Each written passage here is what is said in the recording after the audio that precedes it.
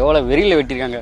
ஒரு கபடிக்காண்டி விட்டு விட்டுதாங்க. இந்த ஒரு வீடியோவை நிறைய பேர் எனக்கு அனுப்பியிருந்தீங்க. இந்த ஒரு தம்பி இவ்வளோ ஆதங்கமாக பேசுறதுக்கு பின்னாடி என்ன நடந்துச்சு அப்படின்றத நான் இப்போ சொல்ல போறேன். சம்பவத்துக்கு போறதுக்கு முன்னாடி ஒரு விஷயத்தை மென்ஷன் பண்ணி ஆகணும். இது ஒரு ஜாதி வெறி தாக்குதல். தூத்துக்குடி மாவட்டம் அரியநாயகபுரம் அப்படின்ற ஒரு கிராமத்தை சேர்ந்த ஒரு 11ஆம் வகுப்பு மாணவன். அந்த பையன் பேரு தேவேந்திர ராஜா. அந்த பையன் பட்டியல் இனத்தை சேர்ந்த ஒரு பையன். அந்த பையனை ஜாதி வெறி பிடிச்ச ஒரு கும்பல் பரீட்சை எழுத போன அந்த பையனை பஸ்ல இருந்து இறக்கி சரமாரியா வெட்டியிருக்காங்க. அந்த பையனோட உடம்புல நிறைய இடத்துல வெட்டி அந்த பையனோட விரல்களையும் வெட்டியிருக்காங்க. எதுக்காக இந்த ஜாதி வெறி பிடிச்சவங்க இப்படி ஒரு கொலைவெறி தாக்குதல் பண்ணியிருக்காங்க அப்படின்னு பார்க்கும்போது அந்த சம்பவம் நடந்த கொஞ்ச நாளைக்கு முன்னாடி ஒரு கபடி போட்டி நடந்திருக்கு. அதாவது இந்த பையனோட ஊர் அரியநாயகபுரம் அந்த கிராமத்தோட அணிக்கும் கெட்டியமால்புரம் அப்படின்ற ஒரு கிராமத்தோட அணிக்கும் நடந்திருக்கு. இதுல பாத்தீங்கன்னா இந்த அரியநாயகபுரம் அணி பாத்தீங்கன்னா வெற்றி பெற்றிருக்கு. அதுக்கு முக்கியமான காரணமா இந்த பையன் இருந்திருக்கு. அதாவது வெட்டப்பட்டு இந்த ஹாஸ்பிட்டல்ல இருக்கான்ல அந்த பையன், அந்த தேவேந்திர ராஜ். அவங்களோட வெற்றியை ஏத்துக்க முடியாத இந்த விளையாட தகுதி இல்லாத ஜாதி வெறி பிடிச்ச இந்த தற்குறி கூட்டம் பரீட்சை எழுத பஸ்ல போன இந்த பையனை பஸ்ல இருந்து இறக்கி போட்டு வெட்டியிருக்காங்க. விரல்களை ஏன் வெட்டினாங்கன்னு இப்போ உங்களுக்கு புரிஞ்சிருக்கும். ரைடர் என்ன பண்ணுவான், ரைடு போகும்போது எதிராளியை தொட்டுட்டு உள்ள வருவான். தொடுறதுக்கு நம்ம யூஸ் பண்றது விரல்கள். நீ எங்களையே தொட்டு அவுட் ஆக்கி நீ ஜெயிச்சிருவ, நீ சந்தோஷமா இருப்ப, நாங்க உன்னை பார்த்துட்டு சும்மா இருக்கணும். நாங்களா எவ்வளவு பெரிய ஆள் தெரியுமா, எங்களையே தொட்டு நீ அவுட் ஆக்கி ஜெயிச்சிருவியா அப்படின்ற மாதிரி அந்த வெறி அந்த பையன் மேல காமிச்சிருக்காங்க. வெறியை நீ எங்க காமிச்சிருக்கணும்னா விளையாட்டுல காமிச்சிருக்கணும், நீ ஜெயிச்சிருக்கணும். அப்படியே நீ தோத்து போனாலும் அதை அக்செப்ட் பண்ணிக்கிட்டு அடுத்து எப்படி ஜெயிக்கணும்னு முயற்சி பண்றானோ அவன் உண்மையான பிளேயர், அவன் உண்மையான மனுஷன். நீங்களாம் மனுஷ ஜென்மமே இல்லடா.